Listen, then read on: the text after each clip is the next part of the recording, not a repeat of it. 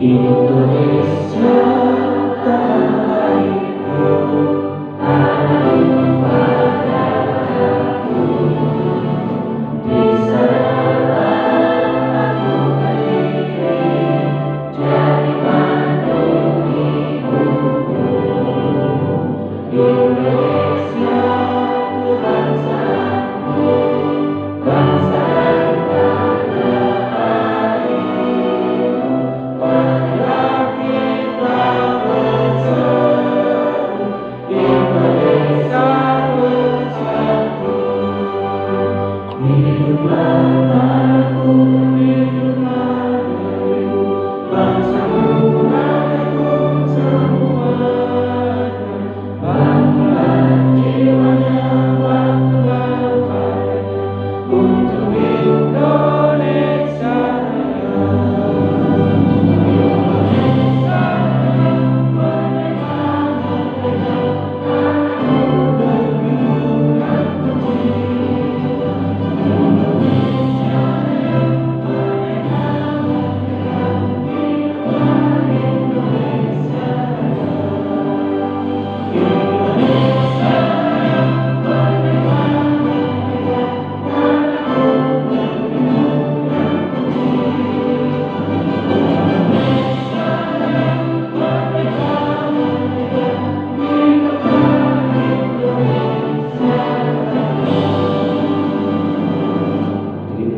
selanjutnya membacaan visi-misi kita nilai dan ikrar yang akan dibacakan oleh Ibu Emi, Ibu Siti dan Bu Hati. Kami persilakan.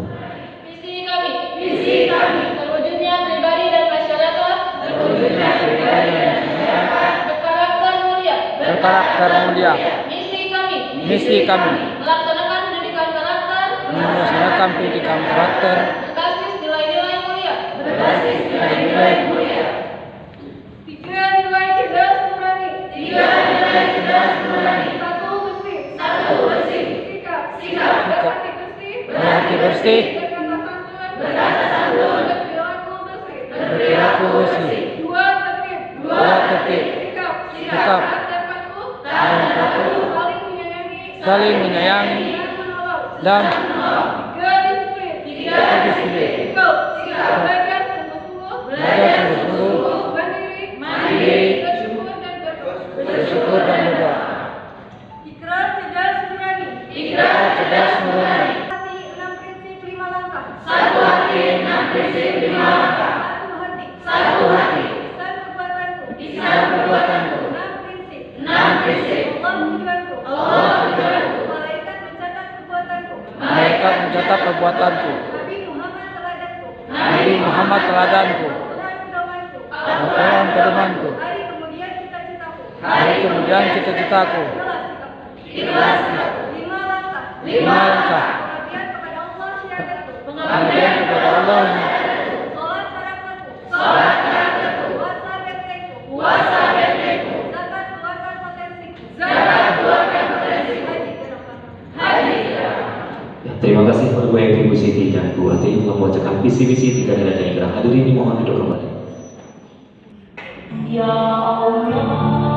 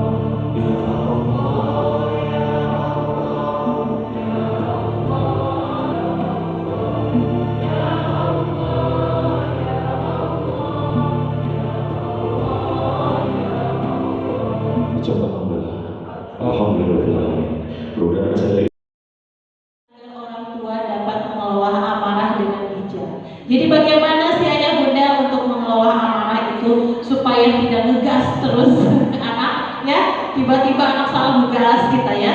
Nah hari ini kita kupas tuntas ilmunya, bagaimana caranya kita bisa bijak mengelola emosi kita kepada anak-anak kita. Ya, terutama kadang-kadang kalau misalnya di rumah anak salah sedikit juga kita udah emosinya tikar. Nah, hari ini kita tunggu ilmunya dari Pak Dardi. Mudah-mudahan kita menjadi gelas kosong hari ini, biar ilmunya bisa terserap pada diri kita, sama-sama memperbaiki diri ayah bunda dan para guru cerdas nurani. Hari ini kita sama-sama belajar bagaimana mengendalikan emosi supaya biar pada tempatnya ya Pak ya, mengeluarkan emosi itu ya. Nah itu selamat menikmati kegiatan hari ini. Terima kasih. Sekian dari saya. Wassalamualaikum warahmatullahi wabarakatuh. Waalaikumsalam. Alhamdulillah di sini banyak bapak-bapaknya ya, jadi saya appreciate. Oke, sambil tak kenal maka tak aruf katanya bapak ibu ya. Kita berkenalan.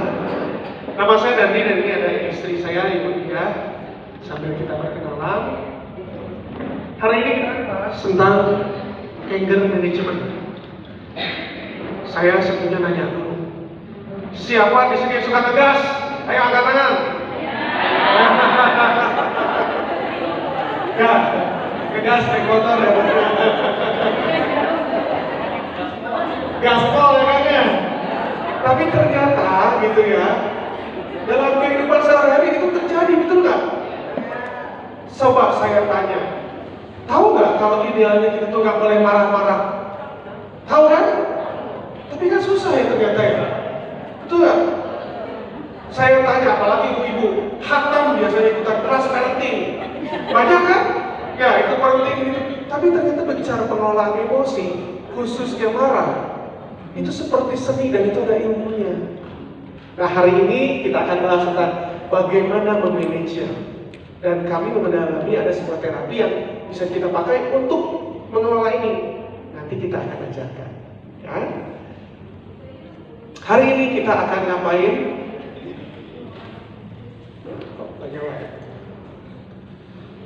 Kita akan belajar tentang urgensi anger management. Kenapa sih kok kita butuh anger management? Jangan-jangan itu cuma perasaan doang. Nanti saya akan jelaskan kenapa ini dibutuhkan. Nanti hari ini kita akan praktek juga seperti apa cara memanage-nya. Jadi nanti saya akan jelaskan ternyata ada dua kepentingan dalam memanage ini. Pertama yang sifatnya adalah preventif, pencegahan. Yang kedua kalau lagi beneran ngambeknya mesti gimana dong gitu ya. Ketika kita kesel mesti ngapain, nanti ada.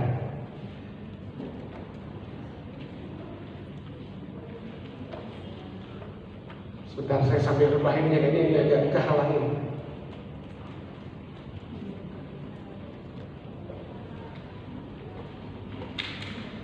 Nah, ini saya akan bahas tentang siapa yang pernah mendengar istilah stres? Ada yang stres di sini? Ayo angkat tangan. Saya juga stres. Ya, stres katanya. Orang banyak tahu tentang istilah itu, tapi sebetulnya kayak apa sih stres itu? Ya, stres butuh nggak sih kita? Kenapa Pak kita butuh stres? Kalau nggak stres nggak mau ngapa-ngapain gitu, diam aja gitu ya. Betul. Jadi Bapak dan Ibu, stres itu ada beberapa jenis. Ada stres yang positif, namanya eustress. Jadi dibutuhkan teman. Ada stres yang negatif, namanya distress. Tapi orang kita mengkaitkan yang namanya stres itu adalah distress, stres yang negatif. Jadi kalau stres yang positif mah yang bikin semangat, orang nggak terlalu banyak bahas. Tapi ternyata begitu stres yang bikin kita down, nah itu baru yang orang pusing. Nah ini adalah ciri-ciri ketika kita ngalamin distress. Ciri yang pertama secara emosi, gampang tersinggung. Siapa di sini gampang tersinggung? Ayo ngaku. Ketika kita gampang tersinggung, sebetulnya itu kita sudah ngalamin yang namanya distress. Yang kedua, cemburu. Siapa yang cemburuan? posesif, gitu ya. Biasanya kalau nggak bapaknya, ibunya itu selalu. Tapi sebenarnya positifnya apa itu? Tandanya sayang. Ya nggak? Kalau nggak cinta, nggak sayang, nggak cemburu. Nah, tinggal pengelolaannya. Gelisah. Siapa yang sering gelisah? Hatinya nggak tenang, deg-degan gitu ya. Bahkan ada yang sampai menarik diri dari lingkungan. Mau diajakin, ayo ngumpul, nggak mau. Diajak ngobrol, cincin wae, akhirnya misahin diri. Ada yang sampai seperti itu. Cemas, ya, khawatir, gampang khawatir. Kehilangan inisiatif dan kehilangan minat. Jadinya mengurung diri gitu ya. Pernah lihat yang kayak gini? Kemarin dengar nggak ada kasus orang yang bunuh diri? Jadi pertama yang paling terakhir itu adalah yang anak SMP ya, yang lompat. Sebelumnya ada anak ITB yang lagi S2. Ini ciri-ciri muncul ternyata. Jadi dia mulai mengurung diri, nggak gabung sama teman-temannya, merasa dirinya tidak berarti. Bahkan dia punya Twitter, kalau nggak salah dia postingnya udah mulai mempertanyakan keberartian dirinya di lingkungan. Ada nggak sih orang yang peduli sama saya? Ternyata nggak ada yang merespon, sehingga dia ngerasa, gue ternyata nggak dibutuhkan. Saya ternyata tidak ada yang peduli. Itu yang dia rasakan secara emosi. Berikutnya secara kognitif, gampang lupa. Nah, siapa yang gampang lupa? Siapa yang gampang lupa, susah ingat. Udah gampang lupa, susah ingat. Pas lagi ingat-ingat, diremasan. Lupa semua ya, hilang gitu, buyar. Nah, ketika orang menjadi gampang lupa, artinya sebenarnya dia sedang mengalami stres. Terpaku, bengong. Diajak ngobrol, apa-apa? Bengong. Hatinya nggak ada di situ, pikirannya nggak ada di situ. Barang atau orangnya sih ada, gitu ya. Lagi ngobrol, tiba-tiba bengong. Kemana pikirannya ngalayang, gitu ya. Nih. Sulit berkonsentrasi, ya. Kreativitas menurun, pikirannya kacau. Nah, tadi yang saya cerita, kehilangan arti hidup. Paling parahnya itu sebetulnya distress. Ketika distress tidak dikelola, maka naik jadi depresi. Sehingga harus hati-hati. Ketika kita mengalami stres, harus kita kelola. Secara fisik, peningkatan detak jantung, deg-degan. Siapa yang sering deg-degan? Pernah nggak Anda deg-degan ketika takut? Deg-degan kan? Betul nggak? Kalau takut. Sekarang tanya, kalau lagi excited, senang banget, gak sabar dapat sesuatu yang dipengenin, gak sabar, deg-degan juga nggak? Deg-degan kan? Dua-duanya deg-degan. Sudah ngalamin yang namanya stres. Cuma yang satu kalau stresnya takut adalah negatif, yang satu stresnya positif karena tertarik, tertantang. Itu sudah ada stres. Kenaikan tekanan darah, waduh, eksplosif jiwa. Naik tekanan darahnya, atau jangan-jangan bisa akhir bulan ya Pak begini ya. Akhir bulan tekanan darah naik, kolesterol berasa gitu ya. Nah ini, tekanan darah naik. Kemudian tangannya berkeringat, keringetan. Siapa yang sering keringetan?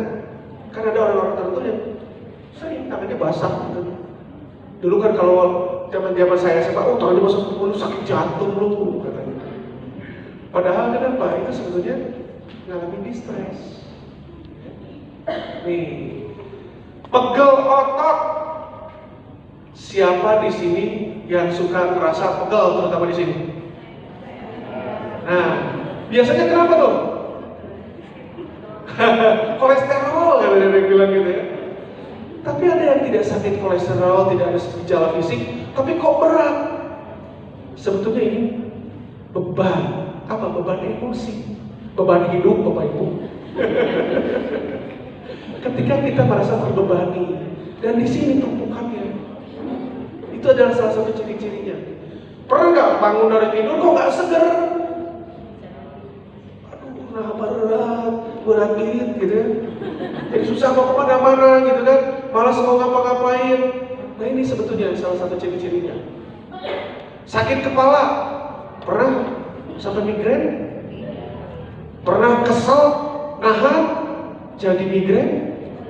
Ya, nah, migrain kan di sini ya di kepala. Ini adalah titik marah. Nanti saya jelaskan. Jadi ada titik-titik yang memorinya itu ada dua, nanti saya jelaskan. Ternyata di sini titik marah, dan ini marahnya luar biasa. Kalau udah sampai sakit ke sini, artinya marahnya pakai banget. Ya. Nih. Diare dan sakit perut. Siapa yang anaknya sudah mulai SMA, ya? Atau dulu waktu zaman kita kuliah, terus mau bahas skripsi, ya? Presentasi ke dosen, udah rapi baju, udah siap, udah persiapan ngapain segala macam. Begitu udah persiapan, nunggu dipanggil kan? Begitu dipanggil, ya silakan Pak Dani masuk ke ruangan. Tiba-tiba, aduh kok polos, sakit perut, pernah nggak? Itu tuh ngalamin distress sebetulnya, muntah gitu, mual-mual. Saya punya teman, dia itu takut sama satu dosen karena memang dosennya killer banget. Saya dulu kuliahnya sama kuliah ini di psikologi 4. Jadi ada satu dosen yang killer banget, takut. Tapi kita yang takut biasa aja gitu, memang takut gitu ya. Tapi teman saya ini setiap ketemu itu dosen mual-mual dan muntah. Saking takutnya, dia takut sama itu dosen. Saya pikir dia akan mengkaitkan ketakutan dia dengan kedosenan gitu.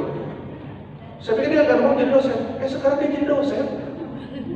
Padahal dia takut banget sama dosen. Nih, gangguan tidur, insomnia. Siapa yang nggak bisa tidur, ibu-ibu? Biasanya begitu banyak pikiran, tidur, kan? Ada tanda-tanda orang mengalami distress. Bisa jadi dia tidak bisa tidur, atau jadi tidur mulu. Ya, orang depresi nggak mau gerak, tidur mulu, gitu. Nah, sesak nafas, mengi. Siapa yang ngalamin itu? Angkat tangan. Saya ngalamin. Kalau secara kedokteran, apa sih di sini ada dokter? Kalau secara kedokteran itu kan alergi ya, reaksi alergi. Alergi terhadap apa? Ada penyebabnya. Udara dingin. Kalau nggak udara dingin, banyak debu, betul nggak? Nah, pernah nggak lihat orang nggak ada debu, nggak ada udara dingin, nggak ada bulu-bulu binatang, tiba-tiba dia bangkit. Ketika apa? Stres atau distress tadi. Itu terjadi. Kalau secara psikologi itu namanya psikosomatis. Psikosomatis itu apa yang terjadi psikis ngaruh ke fisik. Dan kalau secara penelitian dari psikologi, ketika orang yang ngalamin asma bukan karena masalah kedokteran fisik tadi, turunan dan segala macamnya, itu sebetulnya berhubungan dengan attachment, kurang attachment ke orang tuanya, kurang kasih sayang. Dulu saya merasakan itu, dan itu adalah subjektif, karena itu perasaannya, pemaknaannya. Bisa jadi bukan berarti orang tuanya tidak memberikan kasih sayang, tapi pemaknaan dia merasa itu kurang. Dulu saya ngalamin. Setelah saya mendalami terapi ini, alhamdulillah saya udah nggak kena bengek lagi. Karena banyaknya ternyata saya pakai karena masalah emosi. Ketika kita bisa mengelola emosi, itu akan membantu. Keletihan, asal cara rapi, gitu. Duh, misi barat awak teh gitu ya. Nah, salah satunya dari gatal tadi. Kalau nggak larinya ke asma, larinya ke gatal-gatal. Begitu stres, merah-merah, kayak getret, kayak kucing jadinya. Tapi gatal-gatal gitu. Itu salah satu tanda dia ngalamin distress. Itu secara fisik. Secara perilaku, agresif. Apa sih agresif? Galak, ambak-ambakan wae, bentar-bentar ngegas. ya. Nah ini agresif. Kedua, teledor, jadi nggak teliti. Kerja jadi banyak salah, ya.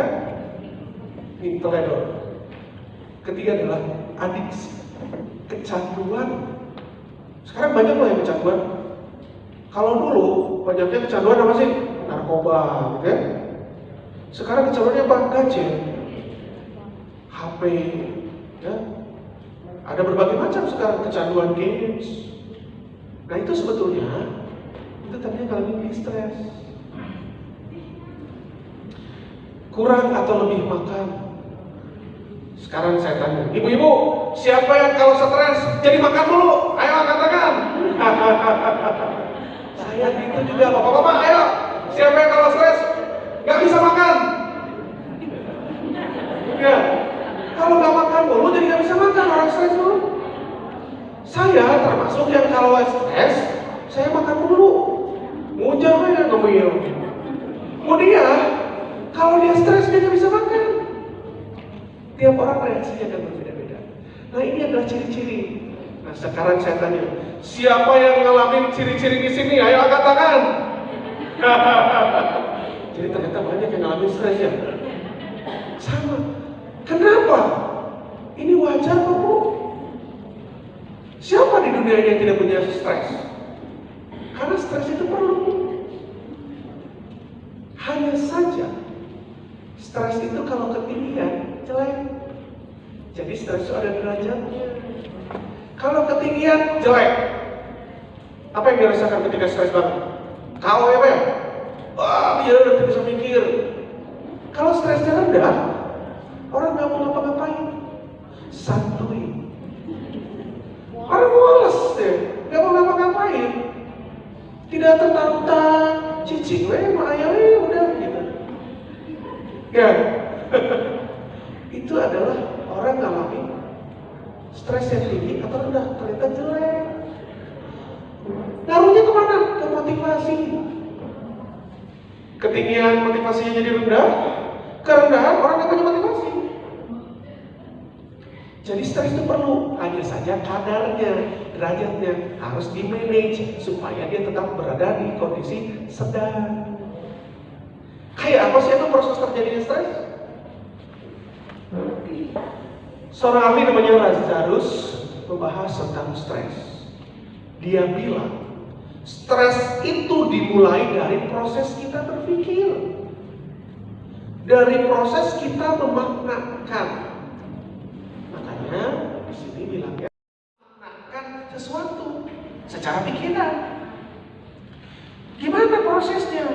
Menurut Lazarus, manusia tuh punya dua proses pemikiran.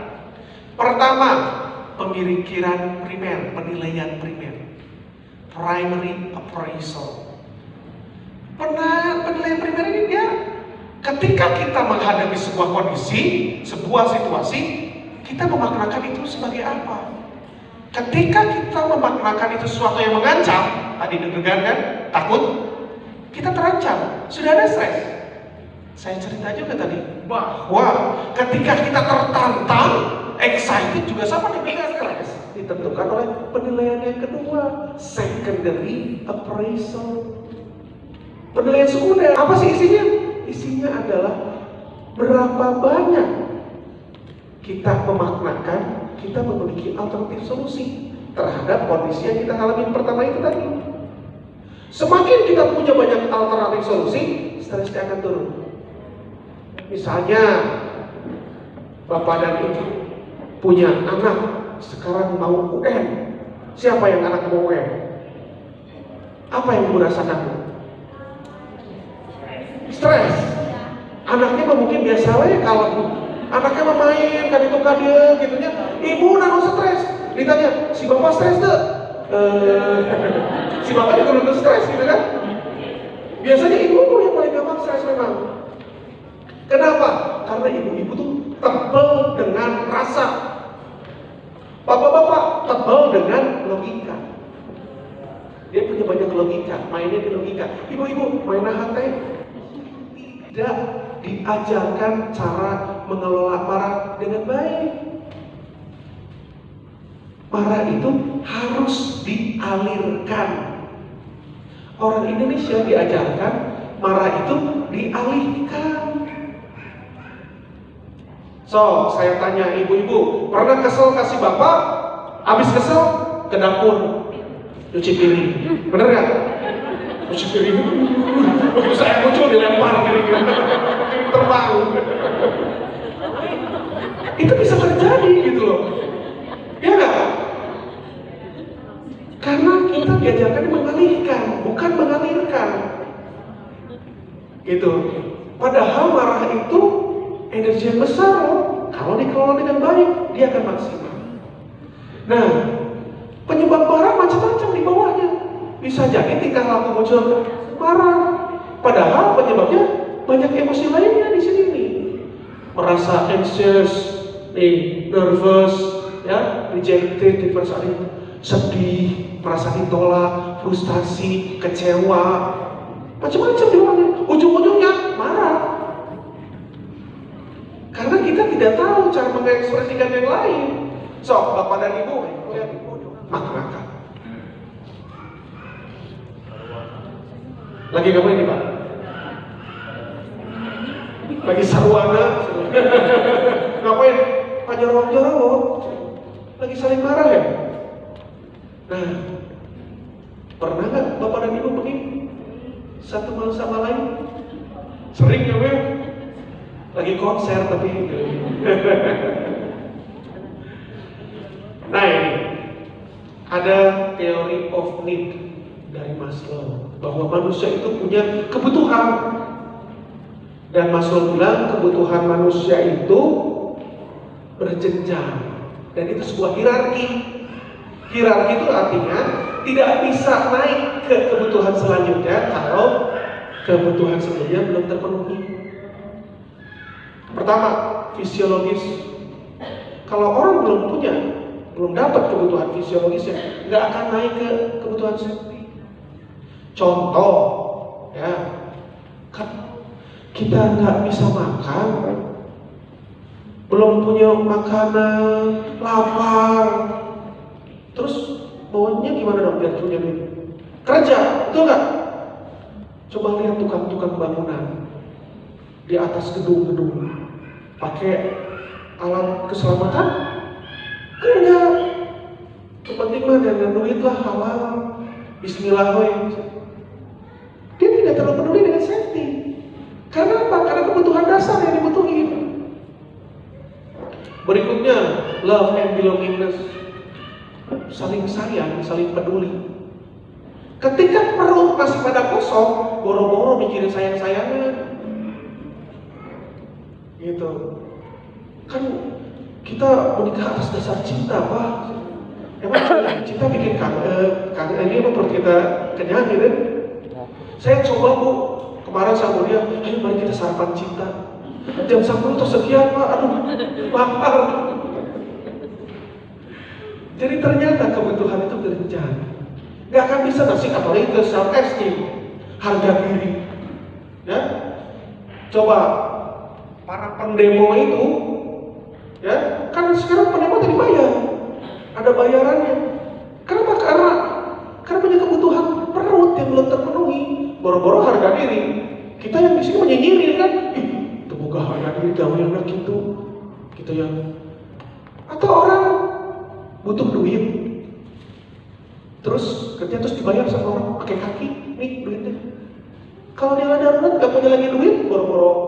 Tapi itu cuma satu-satunya penghasilan, ya diterima aja dia. Tapi kalau kita sudah punya, enak aja lo buat hari gue. Orang akan punya itu, karena dia berhierarki, berjenjang di sini. Baru terakhir self actualization, bagaimana aktualisasikan diri.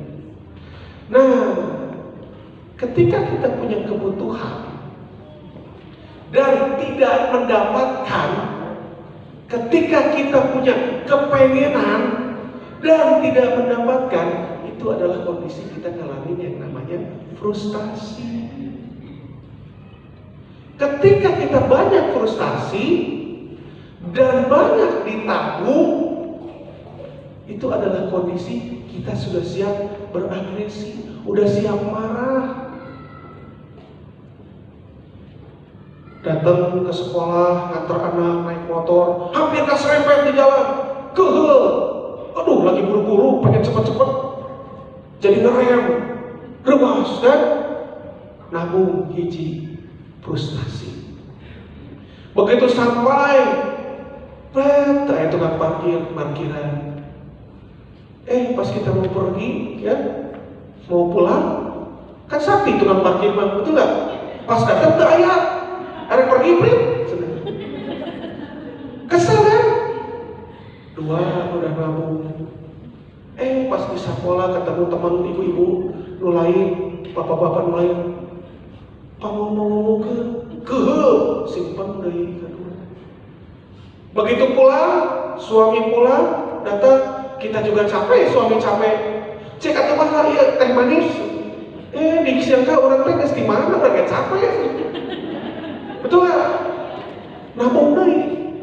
Berikutnya, begitu datang ke dapur, anak rewel, mama. Kita sudah penuh. Begitu kita sudah penuh dengan tabungan, frustasi, kita tuh sudah siap marah. Tinggal nunggu orang datang bawa korek, bawa pemantik. Udah ngetik tadi, cuma jadi pemantik. Karena kita sudah penuh, meledak kita. Jadi apa kasih bapak, apa makan batur, ke tukang parkir, lu dicarikan anaknya. Itu yang terjadi ketika kita sudah penuh dengan frustasi, penuh dengan emosi-emosi negatif. Jadi kalau kami menganggap bahwa manusia itu sebenarnya punya ransel emosi, punya tas. Saya tanya, bapak dan ibu yang datang ke ruangan ini membawa satu tas, tolong angkat tangan. Satu tasnya. Oke. Siapa yang membawa dua tas? Wah, itu belakang. Siapa yang membawa tiga tas? Ada tiga tas. Siapa yang membawa empat tas? Oh, itu mah badai pindahan sebenarnya. Kita tahu kan berapa tas yang kita bawa? Nggak apa isinya? Biasanya akan apa? Ibu-ibu tahu ada ini, apalagi suka tas yang lupa. Cek. Kecil bentuknya tapi isinya pinupa, ayah segala macam. Sisir ayah, gitu ya. Begitu butuh pulpen ayah, butuh segala macam ada yang dia butuh dari situ. Gitu. Nah, kita sadar berapa tas yang kita bawa. Kita sadar apa isi tas kita, ransel kita. Tapi sadar nggak Bapak dan Ibu kesini bawa berapa ransel emosi? Dan itu ransel emosi isinya apa? Banyak yang nggak ngerti. Nah inilah, ketika udah penuh tasnya, udah siap marah Bapak dan Ibu teh, tinggal nunggu orang mau korek aja, meledak. Apa yang membuat kita frustasi? Ternyata manusia selalu dipengaruhi oleh tiga timeline: masa lalu, masa kini, dan masa depan.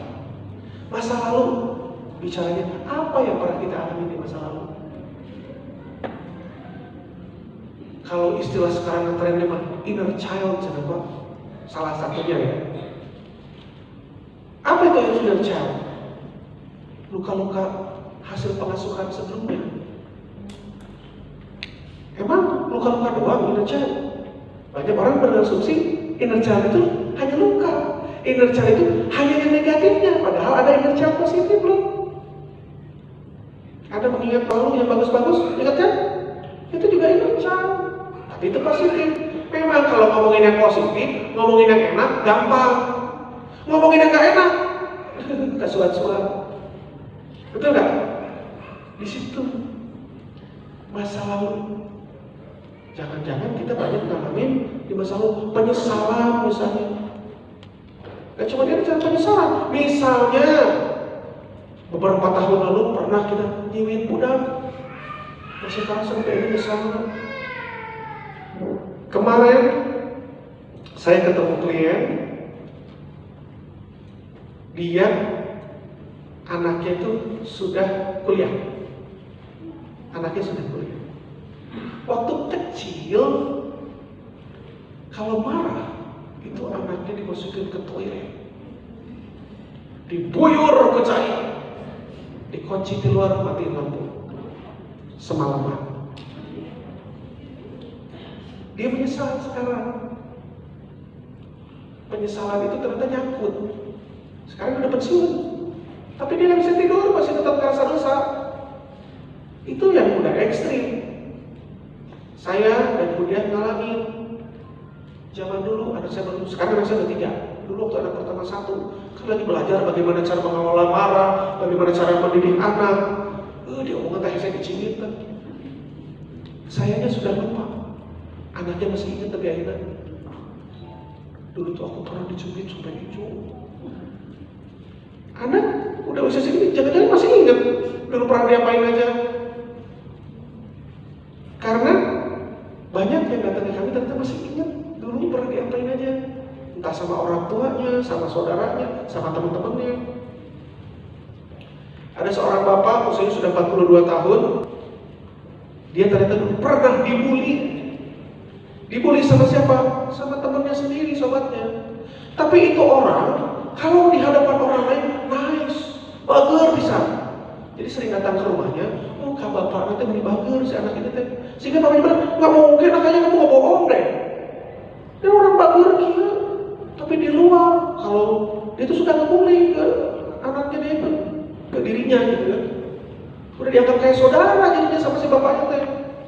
Ternyata dia akhirnya menyimpan dendam untuk setelah sekian tahun. Karena dia ngerasa saya tidak dipercaya sama bapak gara-gara dia, dan juga sering makanannya, bekalnya diambil. Simpel, diambil sama dia makanannya dan duitnya diambil. Tapi setiap cerita ke bapaknya, bapaknya tak percaya. Itu menjadi luka ternyata. Itu begitu kemarin diproses baru tuh kemarin 40 tahun. 40 tahun baru kemarin saya terapi, keluar tuh semua. Tadinya saya tidak bisa tidur dia. Alhamdulillah sekarang biiznillah atas izinnya Allah. Sekarang dia bisa tidur.